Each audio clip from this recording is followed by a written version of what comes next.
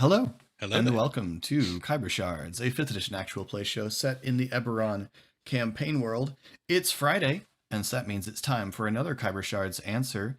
And by great surprise, we are joined by Eric, the player of Unadivari Smith, Indeed. newly minted Knight of the Forgotten Prince. Yeah. Yeah, so That's the biggest that twist of the campaign thus far. Ari became a melee character.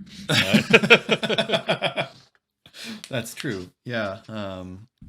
Will be interesting to see whether that breaks Ari's streak of getting knocked down and getting up again. Yeah.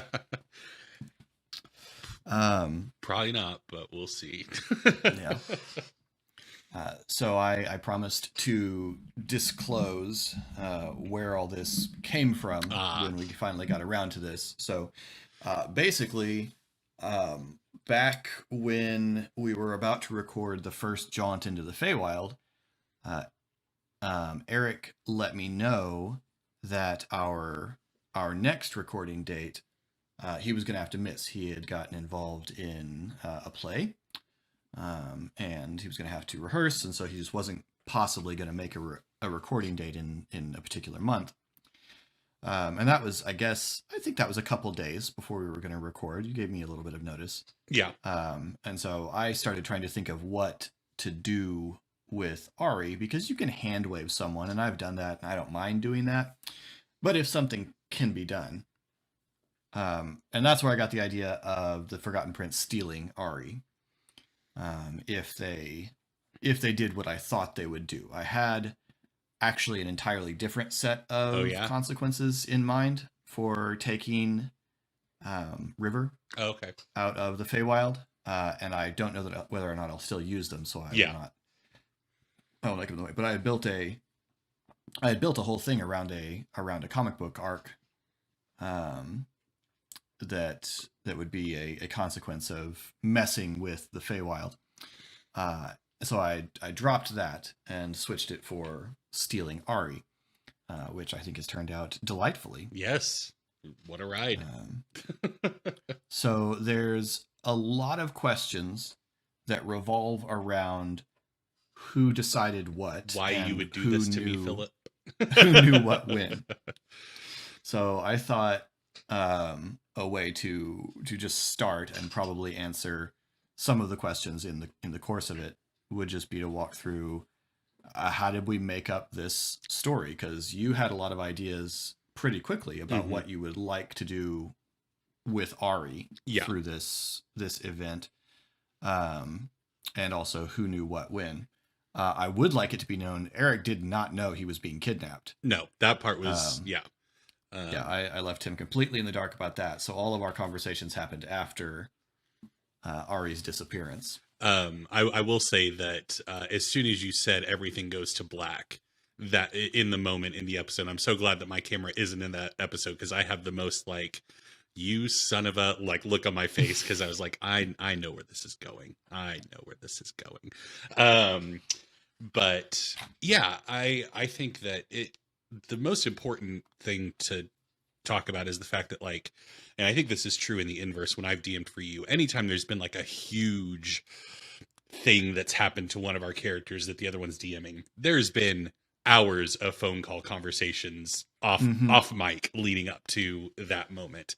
And so yeah, it was a lot of Discord messages and phone calls, and me kind of I wanted Ari to be out from under the curse as it is presented, because not because Eric as a player was sick of it, but because why would Ari want to possibly stay in this fresh hell that he exists in? And the added wrinkle of everybody has forgotten Ari, kind of added some oomph to it. So I got to thinking about what does that look like, and what would Ari be willing to do? Because I didn't want to just toss Philip, have the Forgotten Prince make him an offer and it be something that I in the moment was no, that does not sound cool.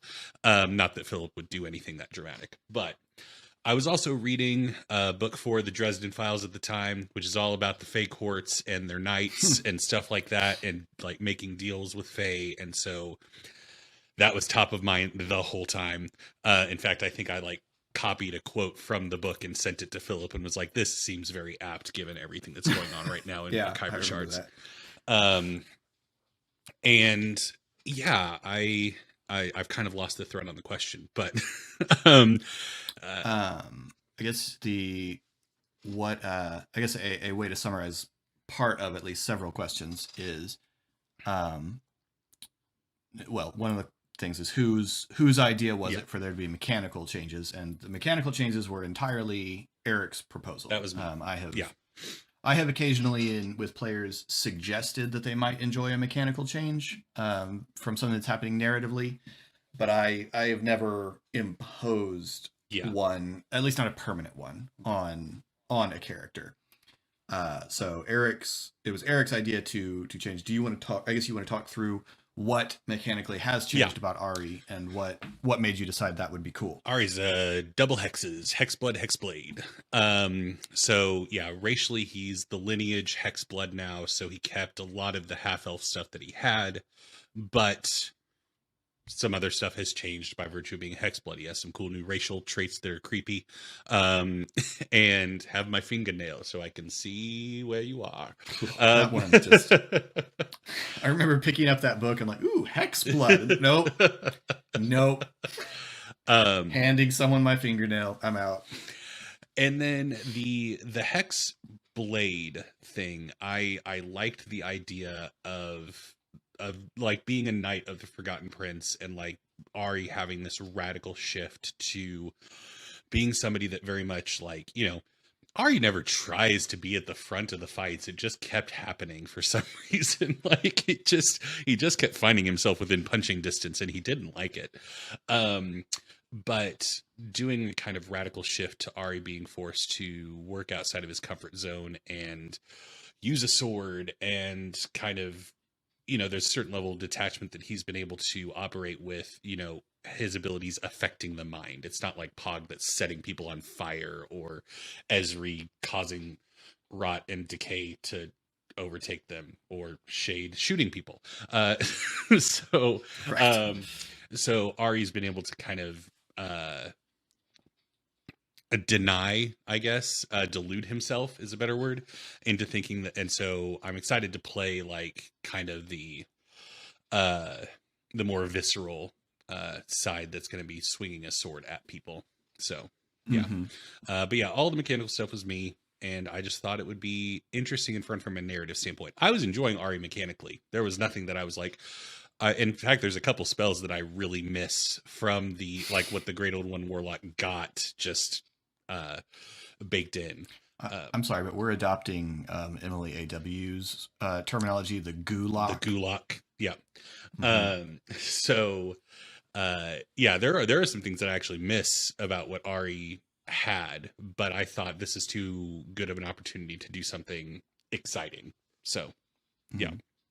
And you kept your sorcerer levels, yes, right? Yes. The only thing that changed is the Warlock subclass. I thought about just going full Hexblood, but that seemed like a lot. And also, I would lose Detect Thoughts, and that was such a thing when Ari got that, and I didn't want to like, oh no, it's gone. So, so there were some interesting narrative things that were happening based on the sorcerer powers that I wanted to hold on to. So.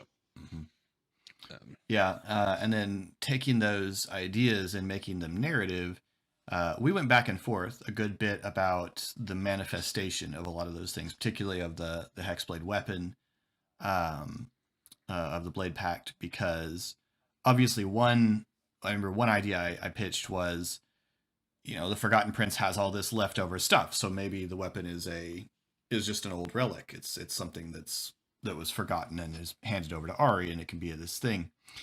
And then we also talked about it being just an energy manifestation instead of a physical object. And that was where we landed, because we liked the idea of it being his mark, essentially. And the implications of the Forgotten Prince being able to manipulate Ari's dragon mark is just, it makes my head hurt.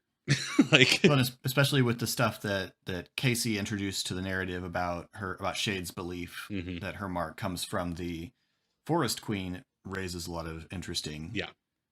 possibilities there.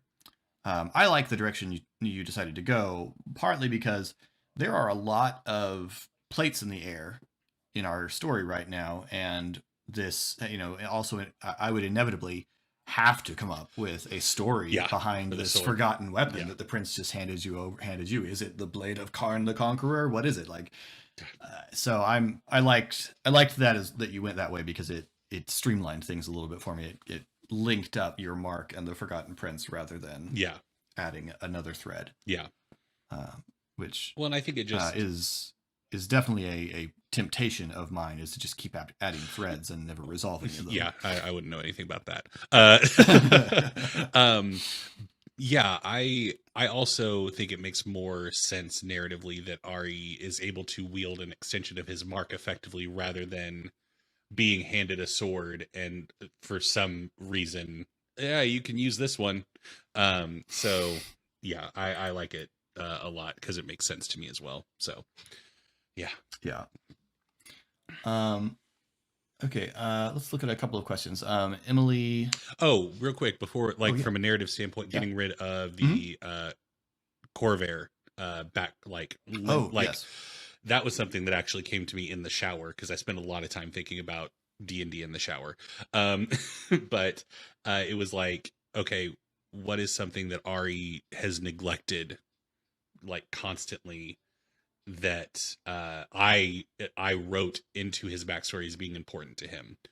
And I was like, Uni dinners, all this stuff that very much kind of got brought up.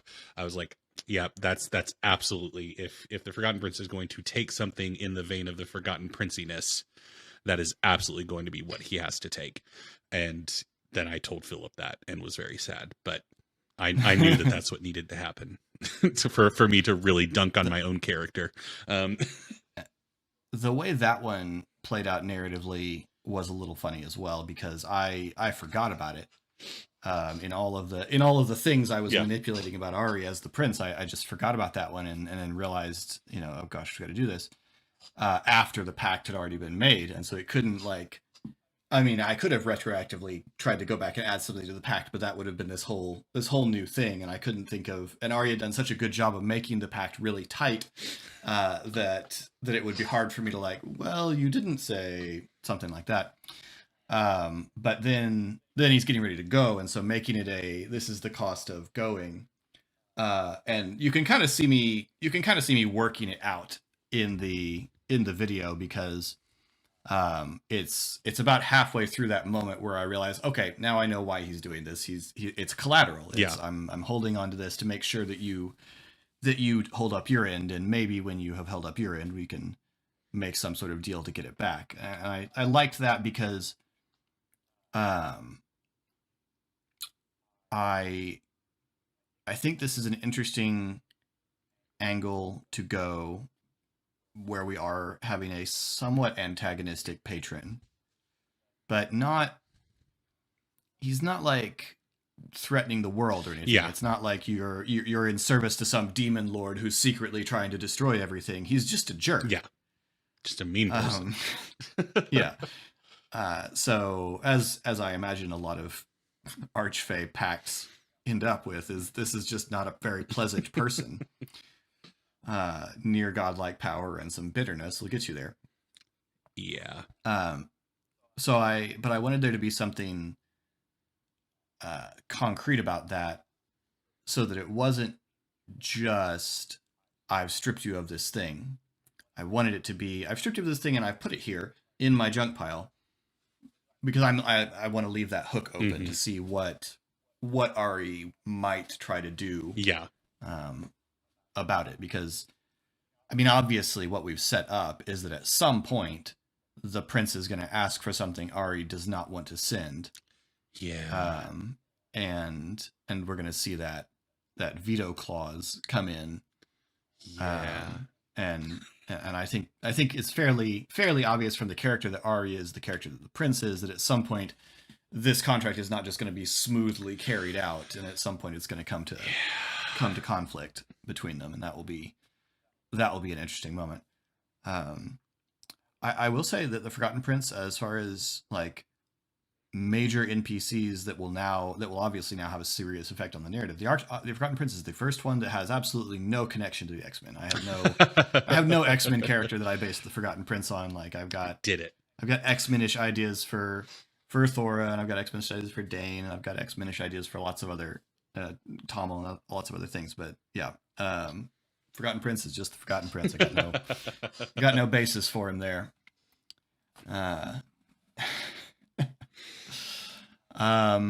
Okay, then we answered. We answered all of Emily's question there. David had also asked about that, but he had a couple of story questions regarding it. David Scrams asked, what, if any, potential party dynamic impacts did you consider as you contemplated the mechanical change? I'm also wondering if you told the other party members that you were making changes or involved any of them in the conversation. Thanks. The answer to the second part of that is I didn't. no. It was just me and Eric. It's just me and Eric talking. Did you think party balance? I almost never think party balance about anything. Did you think party balance at all when you were... There was it didn't affect my decision. It was after I decided Hexblood, but it was kind of a nice thought after the fact that, Pog is typically the only one up in the fracas, like melee, attracting all that attention. And so, and we recently had some conflict over that in the warehouse fight where Ari kind of screwed Pog over to a certain extent and then left him high and dry surrounded by enemies. So maybe there will be an opportunity down the road for some redemption of Ari now also being a frontline fighter of, standing side by side with Pog and for everyone to leave Ari high and dry and surrounded by foes. Yes, exactly. Yeah.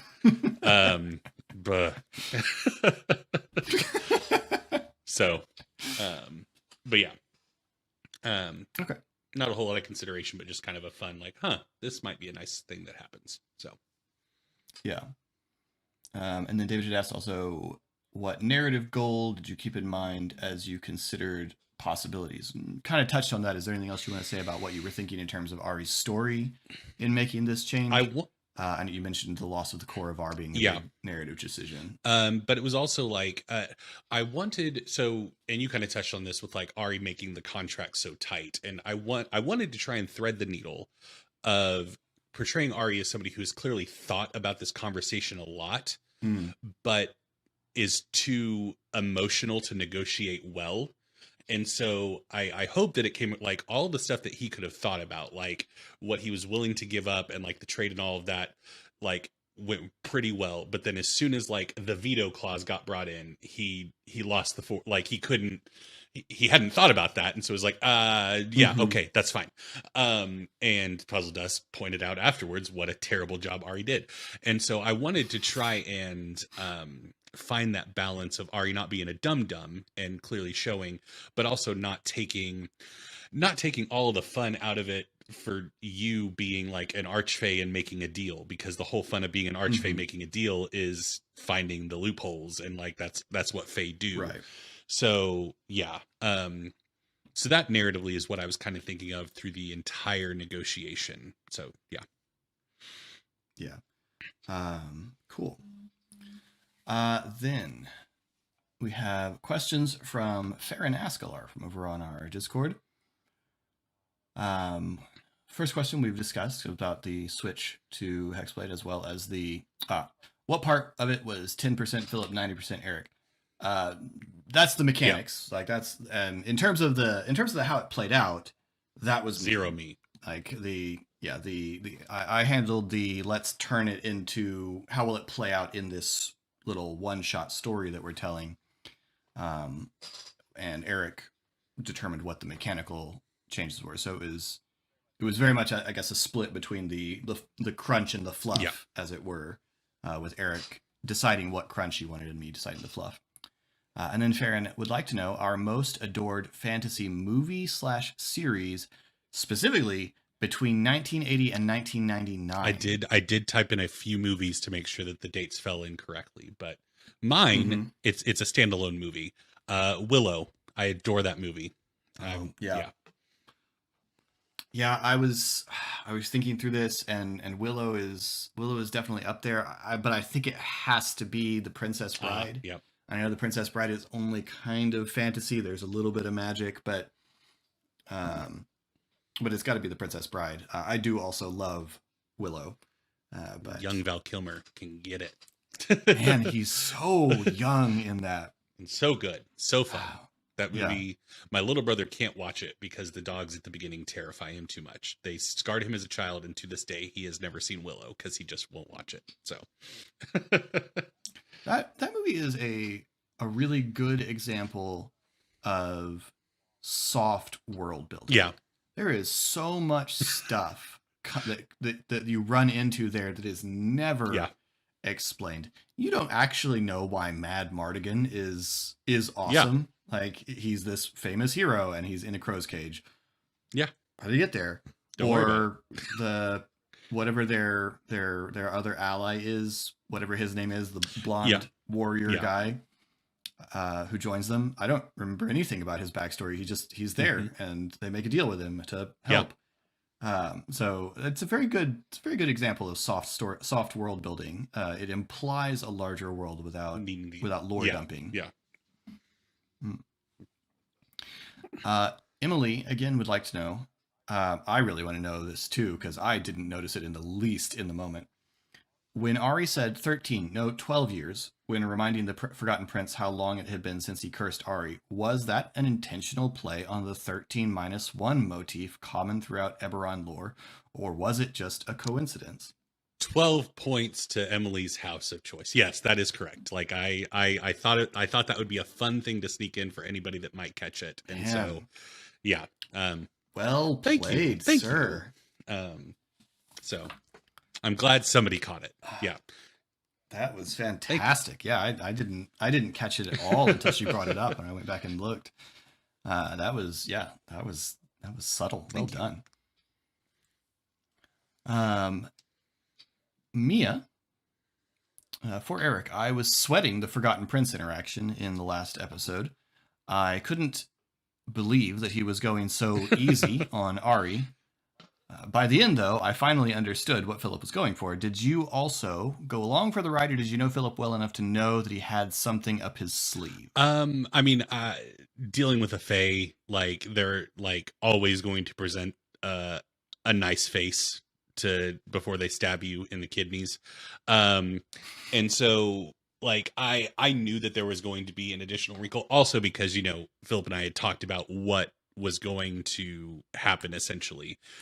But no, I was genuinely like, my shock was alongside Ari's at the way the Korvar thing happened, like him just kind of snatching it at the 11th hour. I was like, blah, that's not cool. But so I was very much along for the ride narratively, but at the same time, I know and trust Philip enough as a fellow player at the table and DM that he's not going to do anything just for the sake of being mean, even if it's a Fae. Like, he's not just going to like blink Ari out of existence and be like, ha ha ha, you talked to him wrong. So it's nice because I can allow myself to go along for the ride and not be worried that Philip's going to do something too terrible, but still anticipate what Philip has up his sleeve. So, yeah. Cool.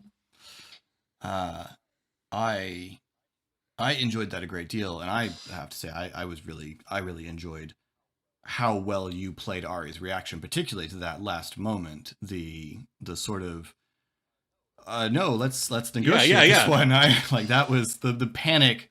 The panic read really, really well, and I liked that a lot. That was a very good scene. Well, in rewatching the episode, the worst part about negotiating with the Forgotten Prince is you can't argue with him when he declares something, because he like about the book, like it's like, well, I was gonna get to it, and it's like that's my whole thing, is like the stuff that you're gonna get to I take, come on.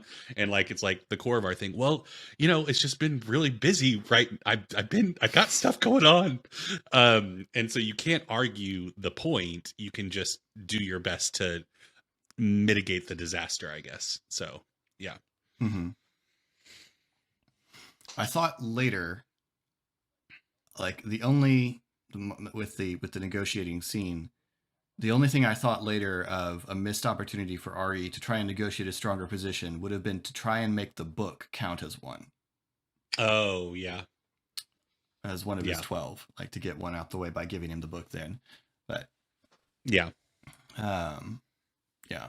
But otherwise, and again, I was like, in the watch party, there were a lot of comments on, man, he just keeps saying yes to stuff.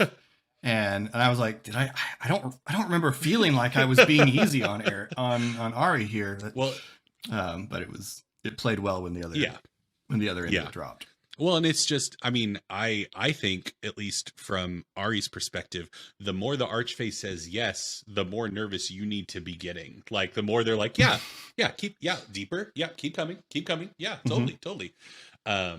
So you're doing good when the Archfey says no to what you ask. Like, so yeah.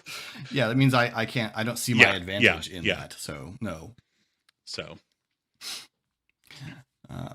Several questions from Laura. Puzzle Dust's whole demeanor changed in this episode between his attitude and especially the way he talks. Is this him dropping his part in the story because they're now removed from how the story was supposed to go, so he can just be himself? I was trying to think of exactly what Puzzle Dust would do being thrown back into the Feywild, and I think I landed on the idea that Puzzle Dust really enjoyed being a rogue Fey in the material plane. Like, that there was all sorts of interesting things. The story wasn't predictable. There were lots of things he didn't know about. He could mess around with them. And also, because he's still Fey, he's largely immune from any consequences of what he does there. So he was really enjoying that, and I was trying to express a sense of resignation of, great, now I'm stuck. I've been dragged back into it, and so that was a genuine reaction from Puzzle Dust of, I wish I wasn't here. This is going to be unpleasant. I'm going to get stuck back in the Forgotten Prince's story, and I'm going to have to keep going around doing Forgotten Prince things and playing that role. Whereas, so no, it wasn't him dropping his part in the story. It was him realizing he's going to be forced back into it.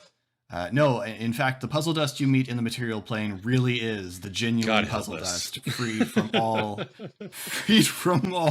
hindrance.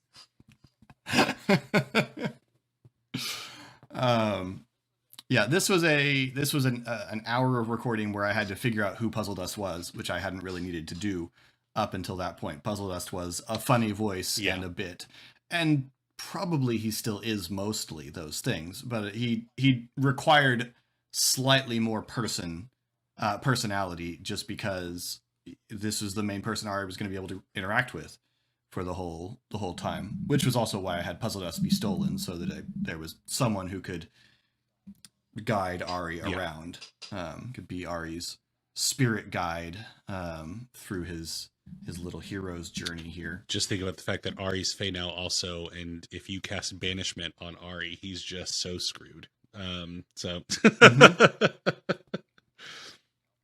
Yep. I want a mulligan. Can we have a do-over? You have the push mechanic, so you can push the save. Fair. And I think it's a charisma save, which Ari's got a high charisma. So you're probably relatively good shape there. But yeah, that's scary, because it sticks for 1 minute and you're just there. Like, you don't get back. Automatically. Yeah. You can still theoretically come back. Yeah. Then Laura would like to know. Obviously, there were a lot, but can you share some of the references you were making with all the Feywild stuff? Where did the ad-lib part come from, and the gray elf with the music? Did you come up with Jimothy's hilarity before, or was that inspired by Eric's amazing name?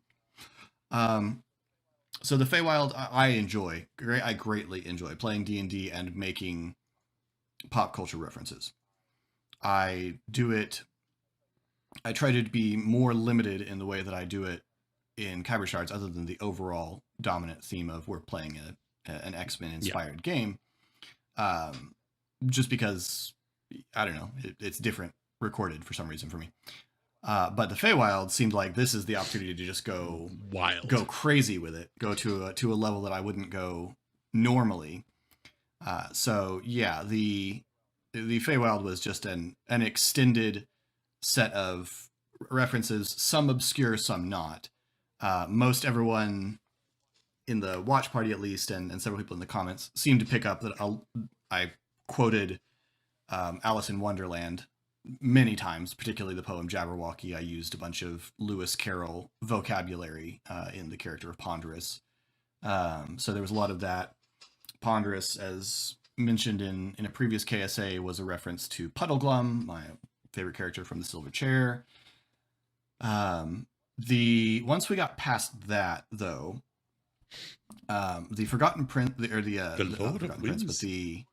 Lord of Whimsy was based on the fact that I realized after watching one of his films with my wife, we went and saw his most recent film, and I realized that the filmmaker Wes Anderson is an archfey. Yeah.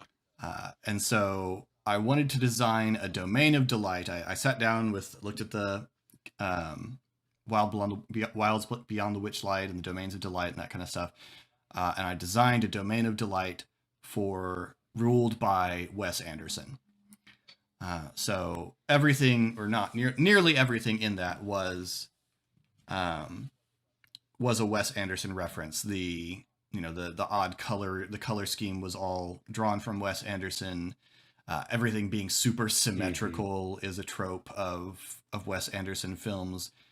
Things being delivered in a very deadpan way, especially in highly emotional things like the way that the play was played. Even the play, there's almost always a play within a play. In a Wes Anderson movie, there's always some sort of meta story that occurs. The only thing I failed to do was something should have been in stop motion. Since he's done some good stop motion stuff, like that would have been. Should have put like Jimothy in stop motion or something. I mean, if you wanted to get really Wes Anderson with it, the play should have started with an old Ari walking up with his journal and setting it down somewhere, and then an actress playing Shade walking in and opening it up and start reading, and then the play commences out of reading the book, and yeah, that's true. That is definitely another trope that was not there. Is the story being framed as a book? That was a good one. Wes Anderson films often have narrators, not always, but often have narrators, and those narrators are usually deep-voiced, slightly raspy men like Alec Baldwin, which I can't do an Alec Baldwin impression, so I just put my voice in the general register that Wes Anderson narrators tend to have. Will Arnett, if you will. And Will Arnett, and went with it. I probably did sound a lot more like Will Arnett than Alec Baldwin. And the harpsichord music was a reference to the score for mainly the Royal Tenenbaums, although it's probably in other things as well, but he uses quirky music a lot. So there's a lot of Wes, and then I described the Forgotten Prince as a dead ringer, like Wes Anderson. And hysterically, the way I dressed him was just, I was thinking, what do I think Wes Anderson probably wears? But I have absolutely found an image of Wes Anderson dressed in an orange suit now. So that's apparently I just landed there. That was good. So yes, all the Lord of Whimsy was a Wes Anderson. The elf at the piano, we didn't spend much time with her, partly because I was thinking we're gonna just get stuck in this spot, and so I started to kind of move it along. I intended that to be both a pun and a joke, because Wes Anderson films always have soundtracks by popular artists, and usually by popular artists who are quirky and indie. And one of the quirkiest popular artists that I like at all is Regina Spektor, who tends to play the piano. She tends to sing songs that are really melancholy, but they're very upbeat. And of course, that's why the elf was a specter. But we didn't spend enough time there for me to describe her appearance to match Regina Spektor. I expect no one got that one, because that was not, I didn't give you anywhere near enough clues to work that one out. The Wes Anderson stuff, I would love to know if anyone picked up the Wes Anderson thing I was doing. Because I don't know, it felt like a Wes, and I could tell Eric did. Like, it was so obvious that you did throughout it, and I enjoyed that immensely because it kept making you laugh. I will say my favorite Wes Anderson soundtrack is Life Aquatic, where it's all David Bowie music but in Portuguese. Like that's my favorite. Just weird soundtrack. That's another one. Choice. Yes, popular songs in other languages is another Wes Anderson trope. I should have done. That would have been tricky to pull off, but it would have been. I should have described her as singing a song Ari knows, but in a different language. That would have been. That would have been better. Yeah. Jimothy came into existence when Eric named him. I had a few different things for the Lord of Whimsy to say just to get me into the flow. Like, I had the introductory thing and a couple more things. But once I was in the flow, I could just sort of run it. So I had upon arriving at Winsington Manor, and the only thing lacking was, I had that, and then everything else I just sort of improvised as we went forward. So the manservant thing was, I said the first thing that came to my mind after Eric named him Jimothy, and that was and you said oddly named, and that's such a difficult assignment, because I've role played characters in Eberron sincerely with the name Gurnath Ickletarn, and so how do you do a weird fantasy name? But also, you could do something like Bill, and that would be weird for a fantasy setting potentially. But it's normal. So I wanted to get something that would be weird to both subsets, and the only thing that came to my mind was an Office reference. So there you go. That's pretty on brand for me, I guess. No, you nailed it, and yeah. So I immediately pictured a big-headed Pathfinder goblin. So that's what we ended up with, and I will never be able to recreate that voice because I didn't plan that voice. I just spoke it, Jimothy emerged, and fully formed from the earth. Yeah. But conveniently, since Jimothy was called into existence by Ari, I won't ever have to again. That's fair. Yep. The title card for that episode has, of course, the Forgotten Prince and the Lord of Whimsy on it. And I discovered that HeroForge wouldn't let me put a miniature in socks. I described the Lord of Whimsy as having mismatched socks, but there are just you can't just have socks. So I put him in white rabbit house shoes. Also fits, yeah. Just to finish out the Alice in Wonderland bit. And then lastly, the Forgotten Prince was not a reference. I really wanted to make the Forgotten Prince like David Bowie from Labyrinth, but I just couldn't figure out what that was, because that movie is so very strange, and there's not really a character. It's just raw sexuality. I mean, that's all. It's just David Bowie being so very magnetic. It's just raw charisma and nonsense dialogue. So it wasn't possible for me to build that because it's visual. It's purely visual. And I cannot match the smoldering glances of David Bowie. And I wasn't sure what would happen if I had the Forgotten Prince constantly giving smoldering glances at Ari. So I abandoned that when I couldn't work out how to do it. But his palace does remain a Labyrinth reference. I described his palace as being like the big junk pile that oh shoot, I've forgotten her name, that the girl ends up in. where she is almost trapped by her stuff, because I didn't know we were going to do this yet when I watched Labyrinth a little while ago for I never got into that, but when I saw it, I immediately thought, this is what the Forgotten Prince's castle actually is. This is the palace of forgotten things. So that's where that came from. That was a Labyrinth reference, and I think that's all of them. There might have been some that I have forgotten that I just ran across while I was doing, but yeah. So it was just a bunch of draws from fantasy. Oh, and the incantation is from W.B. Yeats' poem "The Stolen Child," which I used the title for a couple of episodes back. But the incantation comes from that poem. It's the repeated refrain in that poem, and is my defining feature of what something creepy and fey sounds like. Is that poem? I have found a recording of a young girl reading that poem, and it is just the stuff of Eric's nightmares.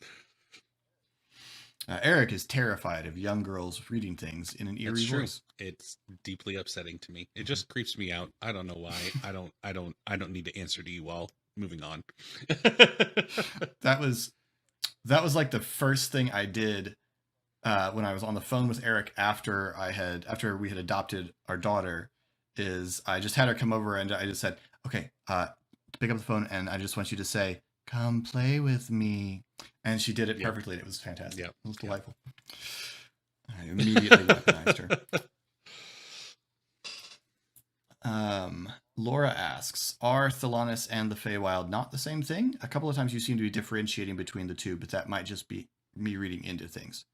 Tholanus is the plane, but I decided that I wanted to that I had set up a situation I was kind of worried about when we started talking about the Feywild being made up of a bunch of stories, which is how it's described in Keith Baker, which is I like the idea also of the Feywild as just this great, wild, magical wilderness. So I decided that the Feywild is the magical wilderness that exists between the stories. So the stories are like islands, and the Feywild is like the sea that sits among them. So Tholanus is the whole plane. Within the plane, there are domains that are stories, and then there is the Feywild that is between those stories. So that's the distinction, and you're not at all, I imagine, unusual in not being able to work out what I was distinguishing when I kept changing what term I was using. And now so. Eric is going to hunt for the circle of trees that leads to all the different holiday worlds and go find Christmas. And because that's immediately what my mind goes to when you like describe like pathways to other stories, is like trees with just these doors that are evocative of the story that resides within, and you walk into them. Mine goes to the Magician's Nephew in the Chronicles of Narnia, because there's a wood that is between all the worlds. It's like an interdimensional space where when you're traveling between worlds, you can go through the wood, and every world is entered by a little pool that you walk down into. Laura would like to know what the furry creature is going around the Lord of Whimsy's courtyard. It's a Bandersnatch. And Eric, what was your favorite part of the Feywild? Leaving. No. I mean, the Lord of Whimsy was delightful, and it was an opportunity for Ari to interact with like an aspect of the Feywild without, like, the Forgotten Prince was always going to be charged, like, as soon as Ari got into that setting. And so the Lord of Whimsy was just a fun, like, detour, I guess. You know, I'm a ride or die Wes Anderson fan, so it's always enjoyable when I get to interact with anything tinged with him. So yeah, the Lord of Whimsy just in general. Excellent. And that, I believe, is all the questions that we have in this supersized KSA. So we will leave you there so that I can edit it and upload it. Because it is late on the night before. Thank you all so much for the questions. We're always thrilled to have people interested enough in what we're doing to ask questions about it. So thank you so much. Thank you to all those who've been interacting with us on YouTube. If you would like to get in touch with us, you can do so, of course, in the comments below, but also the description will have a link to all of our social medias, including to our Discord, where we have channels dedicated to Khyber Shards and Khyber Shards Answers, as well as to the podcasts for the Geek Pantheon, Ever Renewed, as well as to our merch store is also down there in the description below. Eric, you have been updating the YouTube channel with DMing videos again. Is there a schedule for that they should know about, or is it just right now Sundays and Thursdays is what they're on right now? That subject to change, but right now that's what works for my schedule. So yeah, basically lead-ins for Khyber Shards. Watch this space. The... So watch this space for Eric's DMing videos. He does class deep dives. He does adventure walkthroughs. Especially, he's been working his way through Candlekeep Mysteries. How many of them are you through? 5, 6. Not enough. 5. There's more to go. Yeah. So he's through some of those, and is presumably going to keep working his way through those, as well as through various subclasses that he does deep dives on, and maybe book reviews sometime in there as well. I should be able to do a Call to the Netherdeep review when I get that book in sometime soon. But yeah, so. Cool. In the meantime, we'll have a new Khyber Shards on Monday, new Khyber Shards Answers every Friday. And until then, thanks for rolling with us.